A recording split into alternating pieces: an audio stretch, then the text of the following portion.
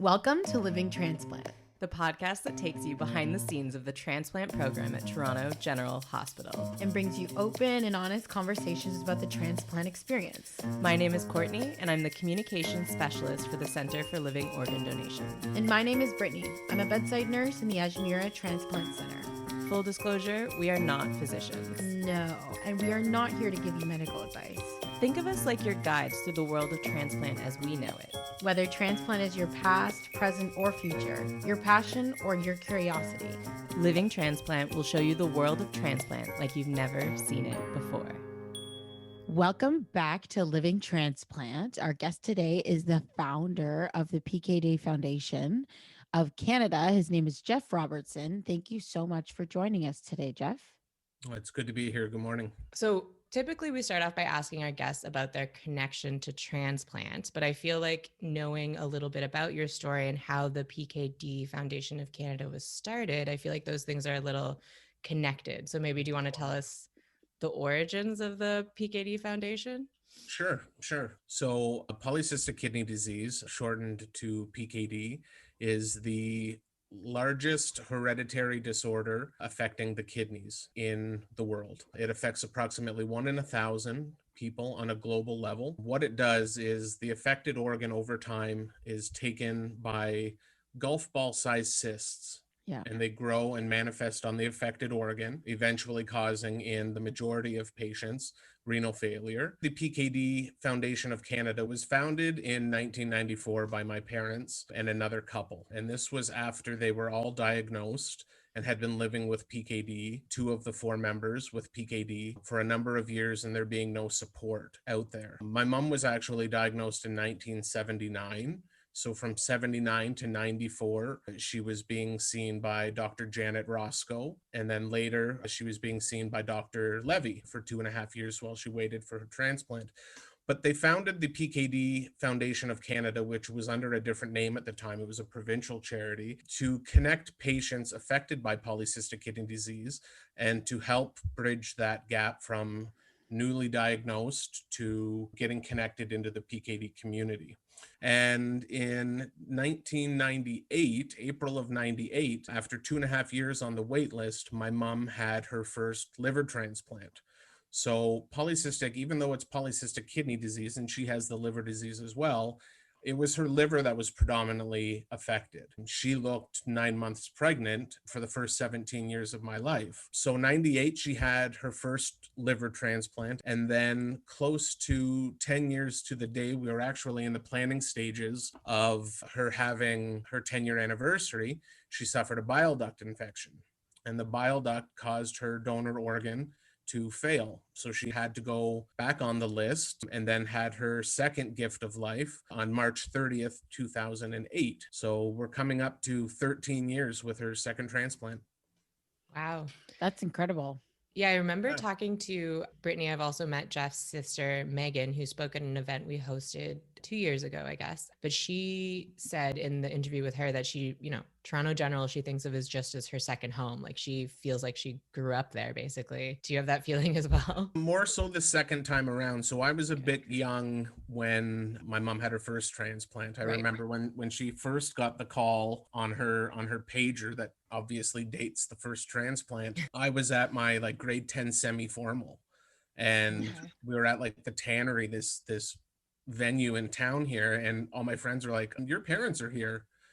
And I'm thinking oh my God, what did I do? What's wrong? What's happening? And it was literally my mom getting the pager beep and that they were going to get the call. Now, it didn't happen that night. It happened a little while later, but we were in school while a lot of this was going on. Come full circle to the second transplant, I was there maybe 18 to 20 hours a day. I'd go home for 3 to 4 hours and sleep and then go back, and I would do the night shift with my mom through the night because she was so sick. None of us wanted to leave her alone. The hospital was so gracious to give me one of those, fold out chairs. I had a little portable DVD player, would stay up through the night just to keep her company. And then Megan would come and visit. Dad would come when he wasn't working, but of course he's the only one working, so that had to stay.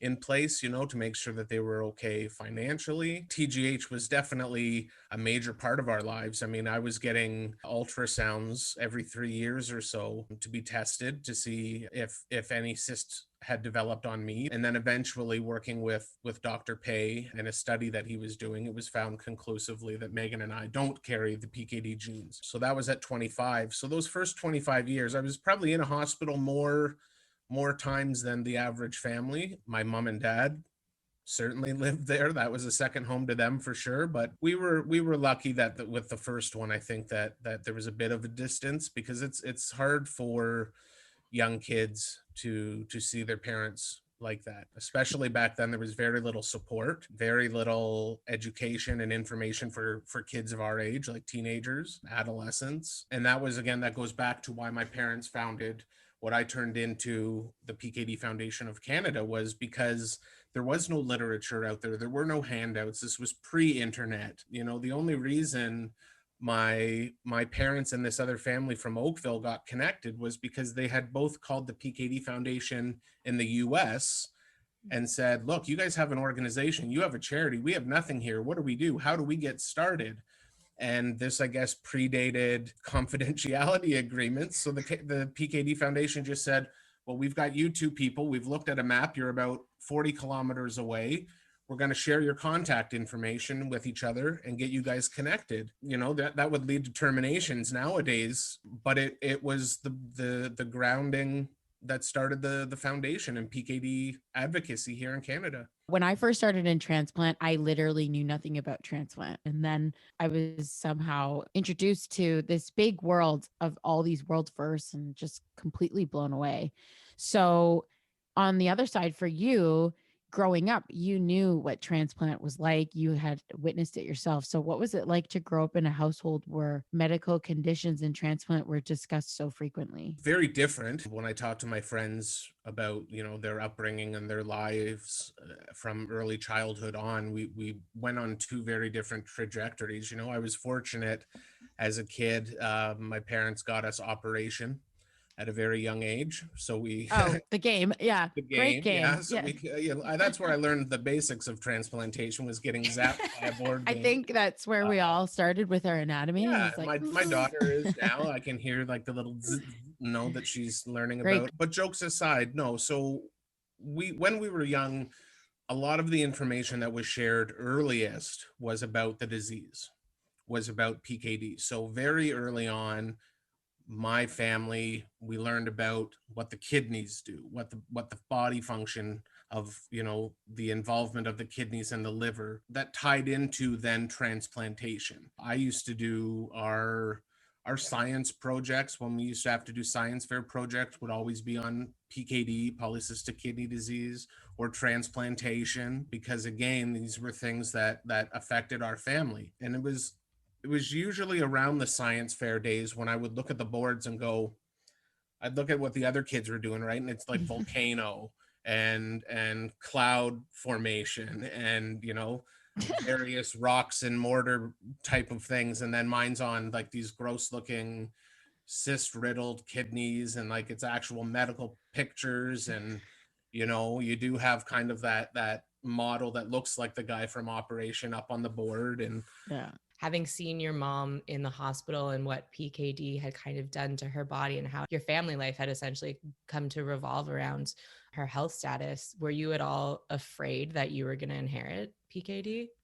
I went through ebbs and flows as anyone with hereditary disease in the family or chronic disease in the family does. Very young, I only focused on the academic side of it. I knew processes, policies, and why they were there. Then as I got older and you learn more, and as I mentioned, I was 15 when my mom had her first transplant. So you're old enough now to really see what's happening, and that when your mom and dad go away for the night, or whenever they get the call that your mom is going to have surgery, and how invasive that surgery can be, and the positive statistics are obviously all there and present, but not necessarily at that time. At 15, I think that was the year I got my first email address and had 30 minutes of internet usage in computer class, and that was it. So I wasn't using it to go, okay, what's the lifespan of a transplanted liver? What's the, I wasn't doing it for that. It was trying to download one song off LimeWire or something like that. Then in my teens, I rebelled against the idea of getting a hereditary disease. I was a smoker foolishly. I was a drinker foolishly in my teens and 20s, neither of which I indulge in now, but that was my self-medicating, if you use that term, of dealing with the stress of the possibility of having this disease, even though I'm doing the two things that are the worst possible thing for that disease, drinking and smoking. That was how I coped. That was how I got through that first transplant. When I was 25, 10 years later, much more reasonable man, was able to throw myself in, and I got into the caregiving side of my mom's transplant. At that point, I was hands-on, talking with every doctor. I knew every lab result. I knew every day my mom's activities. Yeah, in a way it sounds like PKD and your PKD just made you grow up really quickly. I mean, you referred to your 25-year-old self as like a man, and I would hesitate to refer to my 25-year-old self as a fully formed adult. So when you're forced to survive, you'll thrive, right? Yeah. And I think it can go either way, though. Like when you spoke about self-medicating to kind of cope with the anxiety of potentially being diagnosed with PKD, like I think it can go either way. Like it takes a lot of strength to really step up to accept whatever cards you're going to be dealt, or to just step up as a caregiver. And I feel like we should do a mental health episode talking a bit more about mental health and transplant. It's huge in the transplant community. It's huge in the chronic kidney disease sector, or chronic disease of any nature. I mean, mental health is a huge component, and that's why one of the webinars that we did with the foundation right at the beginning of COVID was on the importance of mental health, because especially during a lockdown, I mean, it's scary times for people, and the resources, as limited as they are virtually, are hard to come by. So could you speak a little bit about some of the mental health needs or issues that you see in the PKD community? Yeah, so a good deal of the issues stem from the hereditary component, and dealing with the thoughts and feelings associated with possibly passing on a genetic disease to family. That's a hard burden to live with. I know that firsthand. My mom, before it was found out that we didn't have it, would talk often about the guilt that she felt from having possibly passed on the genes, to which she didn't even know at the time that it was a hereditary disease.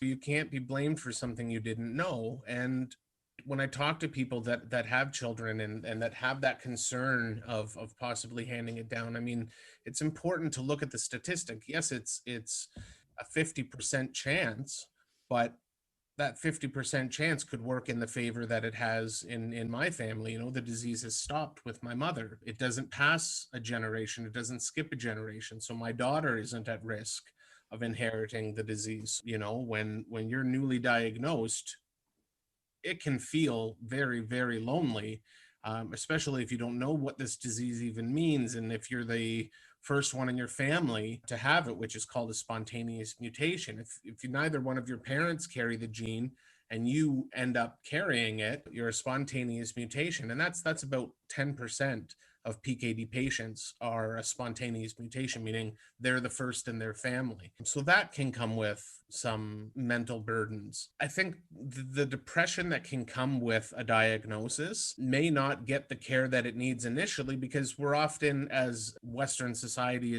has trained us, the body is generally the primary focus, and then the mind afterwards.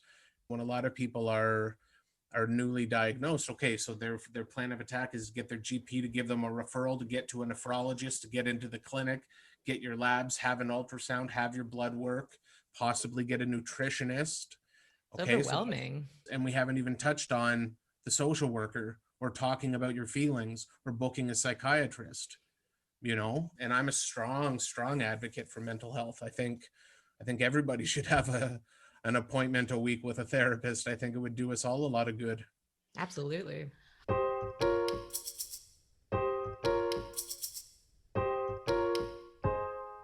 I don't think it's a weird thing to say that it's a good time to get polycystic kidney disease because of all the resources and education that's out there. It's pretty substantial now than I guess it would have been in 1979, I think, when you said your mom had her. Well, even much more recent than that. I mean, the first treatment, tolvaptan or Genarc, was approved in 2015. So prior to 2015, there was no treatment option available. There's still no cure, but there wasn't even a treatment option available for anyone with PKD before 2015. So it was a lot of that's what I remember a lot from my childhood was kind of just the hurry up and wait. It was okay, we'll see you in a year. There's literally nothing we can do for your disease. It's progressive. We know this. It's progressing. We know it. Diet, you're doing everything right. You don't drink, you don't smoke, you exercise.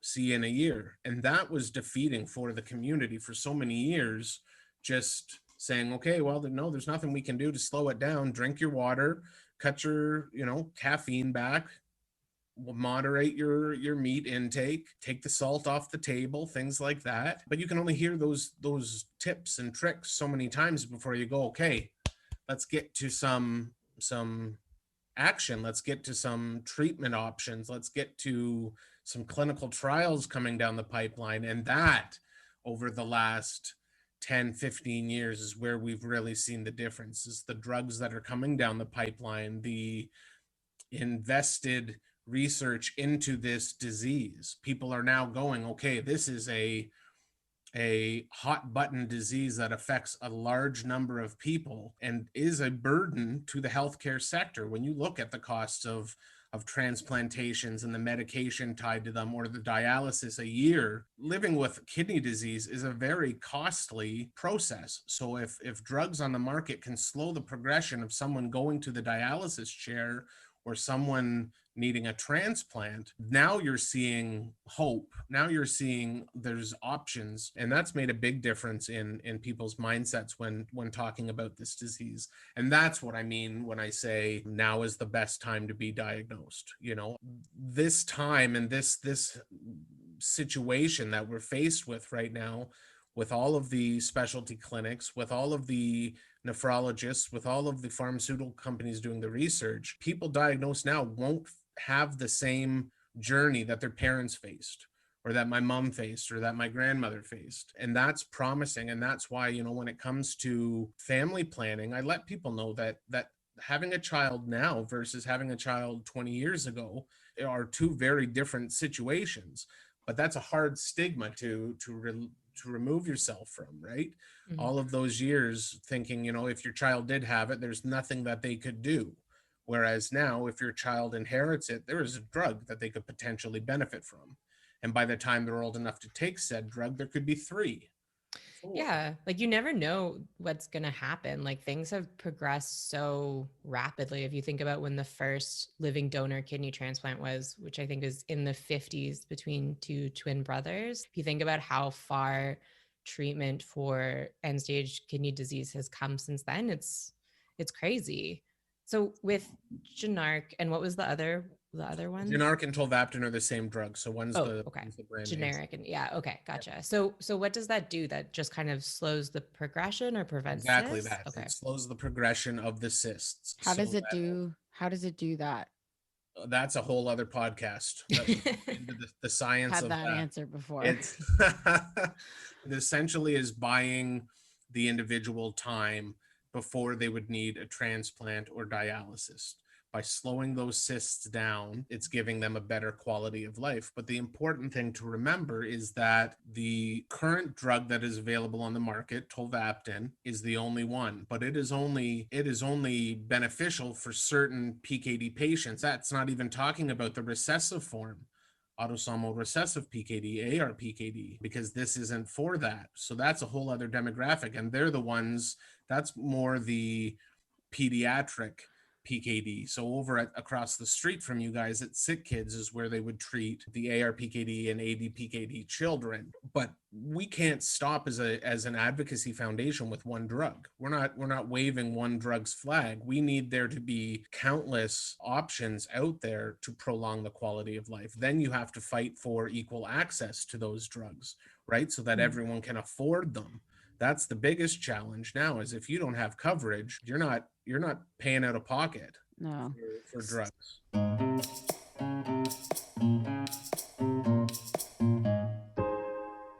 You've obviously been studying this since you were a kid in your science fairs. Why did you create this foundation? I remember when I was young, and as I've mentioned before, there was no information out there for kids. There was hardly any information out there for adults. There was no support for us as a family. You know, we all went for different types of family therapy to talk about our feelings, but there wasn't anything that we could talk to specific to organ donation, and transplantation. And that's where like the social worker would come into play nowadays. So I wanted to create a national organization that catered to providing information to those that historically hadn't been able to access it. I wanted to make it more accessible for kids to learn about this disease and not be freaked out.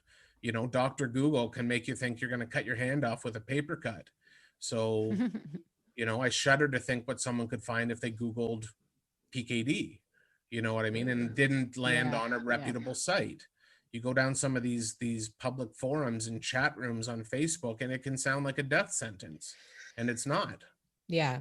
I find that's kind of like a gap that exists, is there's still, or not a huge, but something that kind of needs to be filled, that's slowly being filled in, is talking to kids and teenagers about transplant, about chronic disease. Yep. How do you guys kind of tackle that?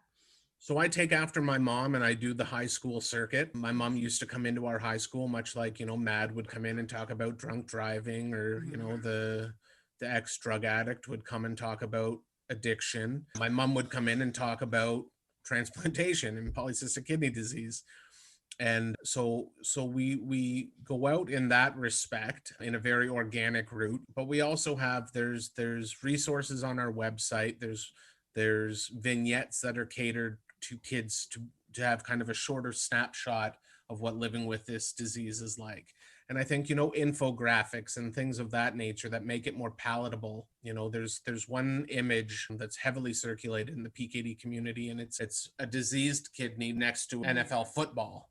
And this picture's older than I am, probably, right? Like, it's just, no one can source its original, where it originally came from, but it's the original, like, this is what this disease can look like. And that's not necessarily the first image I will want to see as a kid, or even as an adult necessarily, right? So we have to put information out there in different ways. We have to keep the information as fresh as possible so that it's palatable, because for one reason or another, kidney disease doesn't have that sexy factor, that other disease organizations can play off of. You know what I mean? I often romanticize having the brand power of Movember, you know what I mean, or the Heart and Stroke Foundation. I was gonna ask what the sexy disease campaigns are, but that makes sense. Yeah, Movember's like that created a generation of my age group growing stashes, and it's brilliant.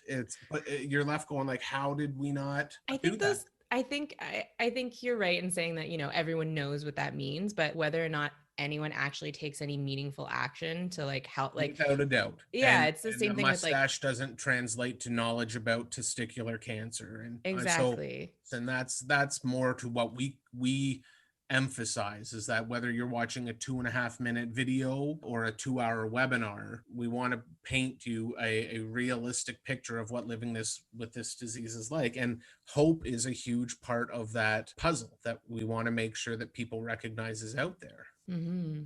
How do you get into this high schools to talk about these things? I've always wondered. There's different ways. Generally, someone at the school or even a teacher is affected by PKD, so they, when they're looking for speakers, kind of connect the dots. And I've had, actually, in some schools, the the kids are required to find the speakers and then do a presentation on it. So I've been called into classrooms to teach about PKD because they were doing kidney disease. Or I did one and I tied PKD to organ donation because it's such a seamless story, right? Where 60% approximately of PKD patients, 50 to 60% will either require dialysis or transplantation. So the messaging is often linear there, but it's through word of mouth, a lot of it. And that's grassroots advocacy at its finest, right? Is just getting the word out there and offering to speak to, whether it's,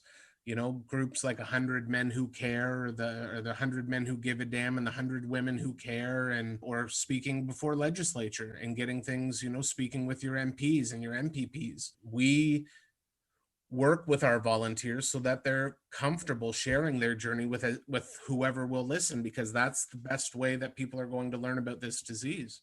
That's very true. Anyone we have that we've met, I guess through, or I don't know, that we find out later that has ties to your organization, like they are very open and comfortable and confident when telling their stories. Like they really are open books when it comes to their experience with PKD. Well, it's and that goes for the PKD community on a global level. I mean, these people, we work closely with organizations and foundations across the world, and you see those synergies everywhere. It's the same determination and like almost warrior-esque confidence that these patients have in telling their tale, and that makes my job one of the best gigs in the world, is I get to work with these people, share their incredible stories, see their stories touch other people who then get involved, and then they have a story of their own that touches someone else. It's amazing what you can see with that domino effect. Yeah,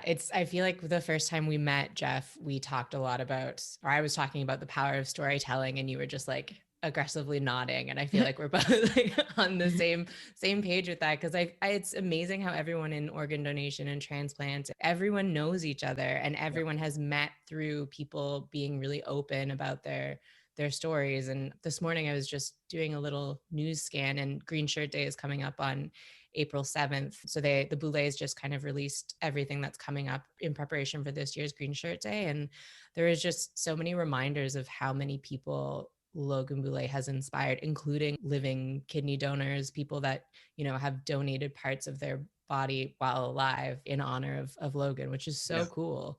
Yeah, So no, cool. it's, I mean, there's no other story like that, right? The Humboldt Broncos. Yeah. I can't even say it's inspiring, because that cheapens the impact he has had on the world. You know what I mean? You can't even say nationally. Like, he is an international hero in the organ and transplantation community. I mean, it's been a huge driver of raising awareness across the board. So the positive impacts from their campaign as a family is just outstanding. Oh, 100%. I think beyond raising awareness, it actually has created real action, which is hard. I think with the Boulets, they really were able to turn awareness into action, which was amazing. And just going back to what you're saying about inspiring, cheapening the movement, I think it's so funny that in transplants, there are so many words that I would have never used, that there are no other words for it. Like the words magical and miraculous and inspiring and all these things come up in this podcast all the time. Yeah. There are no other words for it. No. And I mean, the gift of life and things like I that. love that you said earlier that your mom, when she received her second gift of life, as opposed to referring to it as a transplant, I was like, it's all we know it as, you know. I mean, mom calls it a miracle. I'm a firm believer of both miracles and science. So we're not ever going to discredit the good work of the surgeons at TGH that took care of my mom, but there is without a doubt something higher that has watched over her, and that's a testament that was as true with her first transplant and the timing around it to her second transplant. She was so sick the second time around, she was days away from no longer being here, and for a second liver to come through in that perfect moment, you know, and because she was so sick, her kidneys started to decline, and I remember there was talks of doing a double transplant. And the transplant surgeon was dead set against it, was like, there's no way she'll survive a double transplant as unwell as she is right now.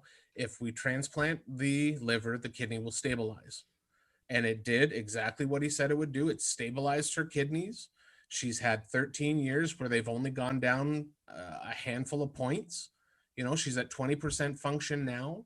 But in order for her to have been given those gifts at the time that she needed them most, I mean, that's beyond surgical schedules. I come from a much different world where you don't talk much about miracles and gifts of life, and that's why I love the work that I do, because it shows the good in the world. I mean, I need this more now during a pandemic and a lockdown for my own mental health than I've ever needed it before. Working with this community and hearing their positivities and their positive outlooks on things, and still hearing people getting transplants and having kids and living their lives is what's keeping me going. If you just watch the news and listen to CP24, it's doom and gloom. Yeah, I told Courtney earlier in the year, especially in January when things were just dark. I told her, I'm like, honestly, the only thing that really keeps me excited is this podcast, because we get to hear these amazing stories from people all over. And then you turn on the news and it's one right after the other of just negativity and how the world's going to end in 5 minutes if we don't do this. So hearing people's so many golden buzzer America's Got Talents to cheer up my mood. Right? That's like an instant. I need other things. That's like an instant serotonin boost. Is huge. I will. My wife will come home some days, and if I've gone down a rabbit hole, I'll be sitting on the couch bawling, and she'll be like, "What's wrong?" And I'm like, "He just got the golden buzzer." So it's a big boost. But the golden buzzer is almost like getting a transplant. It's like he just got his transplant. The equivalent. I think it's the reality TV show equivalent, I guess. Yeah, I'd say. When the pandemic first started at the center, we were really worried about, our transplant recipients or transplant candidates feeling isolated. But really, it's kind of funny that it's been a community that I've like kind of just been a part of through work, but that I've just really like leaned into, because people with chronic disease, transplant recipients, transplant candidates are all so resilient. If you think about, it's all doom and gloom when you read the news. What is it like getting diagnosed with PKD? Like that you have that initial kind of, it's all doom and gloom. And then you gather the tools and the resources and the coping mechanisms, the healthy coping mechanisms to move forward with your life and still enjoy yourself. I find the transplant community, and by extension, the PKD community, a real source of joy during the pandemic, because they know how to live life and enjoy themselves despite some of the more negative things that are going on. For sure. And I mean, not presenting this as a joke in any way, they're also used to waiting. Yeah. So for the average person in lockdown right now, what's one of the hardest things you've had to adapt to is not getting things your way on time when you wanted it right away, being priority number one. And, heaven forbid you're on the wait list for a long period of time. You're used to watching good days go by the window and waiting your turn. And I think that natural mentality of your time will come when it's the right time, I think is a blessing for some of them to endure this pandemic. But like you said, the positive resilience of them is huge. And what we've really seen a spike in since the lockdown is the desire for connection virtually. So we're seeing that now people are at home. They're not necessarily getting their fix. They're not seeing their doctors as often, short of it being a major appointment. They miss that PKD connection. And by giving them opportunities to get involved virtually, it's built a stronger community, which is an absolute gift from a pandemic, that you can actually come out with a stronger educational resource than you went into it. It's a pivot that panned out well. Yeah. Are the focus of the webinars PKD myths, or is it mental health focused, or does it run the gamut? Like what? So it runs the gamut. So, a couple that we did because of the time sensitivity was obviously like polycystic kidney disease and COVID. and what risks are immunocompromised kidney patients at with this disease. Then we did one on the importance of mental health with a chronic disease diagnosis. So that one focused on the positive aspects in one's life. We've done PKD research. Our most recent ones were in English and French on the vaccines. So a lot this year was sensitive to pandemic and PKD, but that's because they had to be. We had to get ahead of the misinformation, myth busting chaos that is social media, and get in front with the message from, Dr. York Pay at TGH and Dr. Bichet in Montreal to let people know that this is a safe opportunity and that you absolutely should go and get the vaccine. That was the first time the PKD community en masse had heard that. So that's incredible information. But other topics we can make some that are disease specific and focus on PKD, but then we try and also make them so that they're like CKD related. So anyone with chronic kidney disease can relate. The mental health aspect isn't different for a PKD or a diabetic. Living with kidney disease, you have the same concerns. What are some of the common myths about PKD? That it's a death sentence is a big one. Many years ago, people would say that autosomal recessive PKD, so ARPKD, that the likelihood of a child surviving that in the first few years was grim. That's thankfully been proven otherwise now. Kids are reaching 10, 11, 12 years old before they're having their first transplant. That's part and parcel now because technology and there's been so many advancements with prenatal care that some patients are being diagnosed prenatally. That you can't live a normal life is another misconception. I can name off a handful of people that are avid dialysis cruisers, so they take their dialysis and go on cruises. They've been to places I'll never go. So they're strapped to a machine and they're traveling the world. So it's hard for anyone to tell me otherwise, that you can't live a normal life. And I'm seeing, people post-transplant jumping out of planes. We have a woman in Barrie, Ontario, that to celebrate a milestone jumped out with a sister of hers post-transplant. She's run a half marathon, and those are two things I'll never do as a healthy male. It's wild what you can do. I think that definitely getting a transplant makes you realize that you need to live life to its complete fullest. Absolutely. We talked to Dr. Cole in a recent interview about how not having a transplant is not the worst, because being on dialysis, there's so many advancements in the last however many years with just having hemodialysis and peritoneal dialysis. So getting a transplant is not always the best answer for everyone or the best treatment option, but being on dialysis is not always, again, like you said, a death sentence. Both transplant and dialysis is looked upon as a blessing, that there are even options that are out there.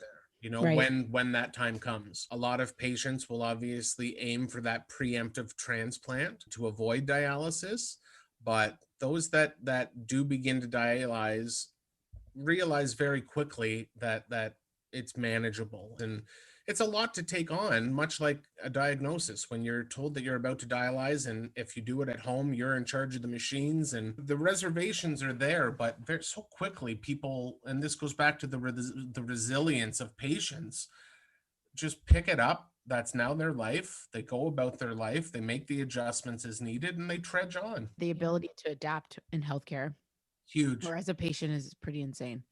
Yeah, absolutely. Yeah. So if someone wants to get involved in the PKD Foundation of Canada, or volunteer, or go to some of your events, where would you direct those? So our website is endpkd.ca, endpkd.ca. From there, the best place that they can start to get connected with us is by joining our email list. You can do that right from the homepage.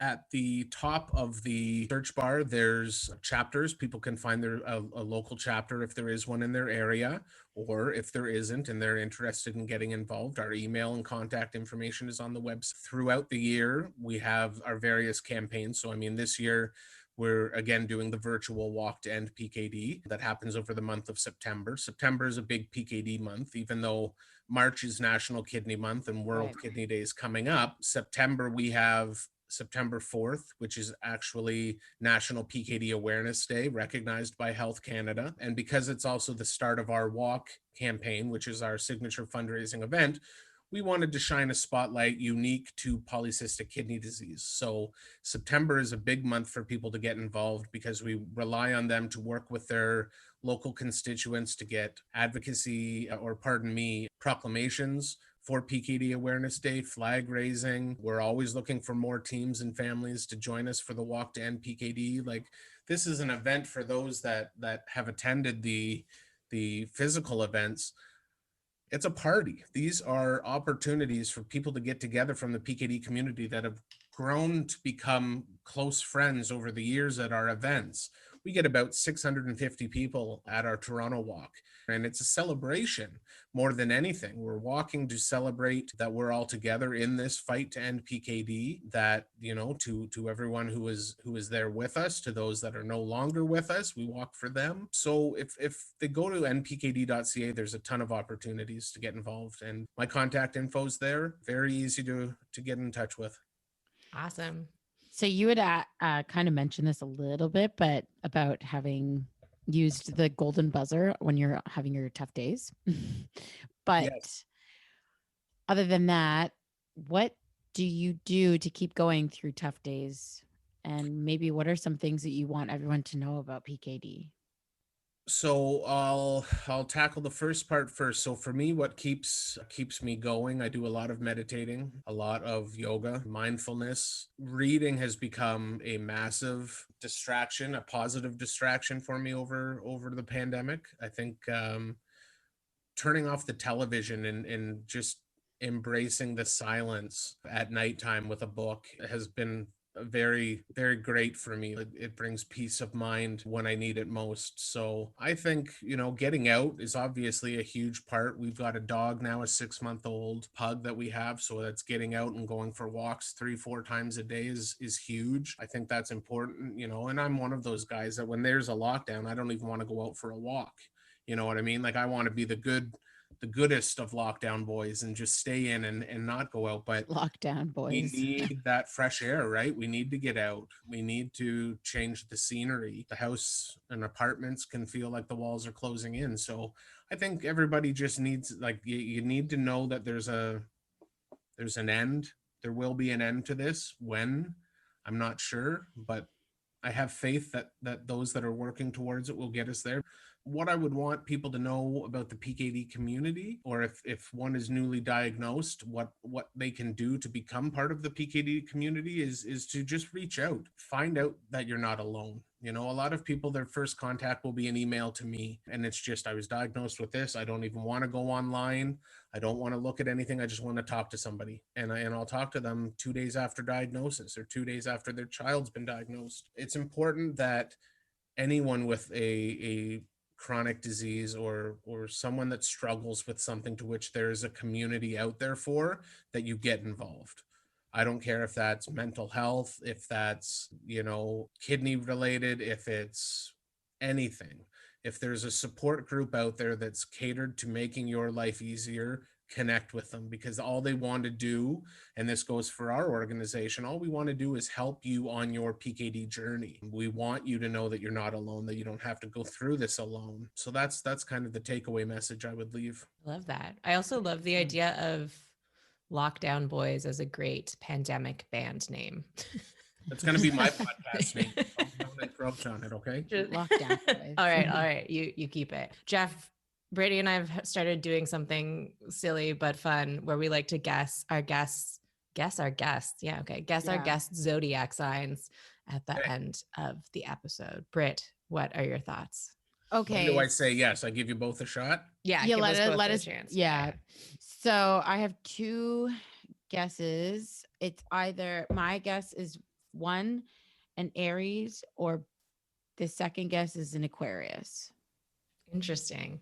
I was going to say Leo or Sagittarius. I think I'm going to go with Sagittarius. Ready? Yeah. Yeah. Scorpio. Oh, damn. That was going to be another. That's so. Damn and it. I thought I was like by the book Scorpio. I thought this was going to be a breeze for you guys to just do one of these. I can That's tell so funny. I can tell Scorpios like almost instantly. You do not give vibe of Scorpio. It's a very unusual Scorpio. Damn You it. Okay. and I actually just quickly looked up Aquarius because I was like, because I Aquarius saw are you very, reading. That's yeah. cheating. I had to look. Aquarius is our very progressive, original, independent, and humanitarians. So Mhm. it would Okay. have been very fitting, Jeff. Yes, it would have. I'll be a sub Aquarius. Sub I will- Aquarius. maybe you have like Aquarius is your rising sign or something. But I do think it's funny we have another water sign on here. Just saying. But anyway. Yeah. Thank you so much for joining us, Jeff. This has been great. My absolute pleasure. Thanks for your time, guys. Yeah, thank you. Thank you for sharing this awareness about PKD Mhm. because it's definitely like I know what PKD is, but I didn't know that there was this type of community out there for it. We can always do part 2. Thanks for listening to this episode of Living Transplant. If you have questions or suggestions for future episodes, email us at livingorgandonation@uhn.ca. Don't forget to subscribe, rate, and review Living Transplant on iTunes, Spotify, or wherever you listen to podcasts. And follow us at GiveLifeUHN on Facebook, Twitter, and Instagram. See you next time.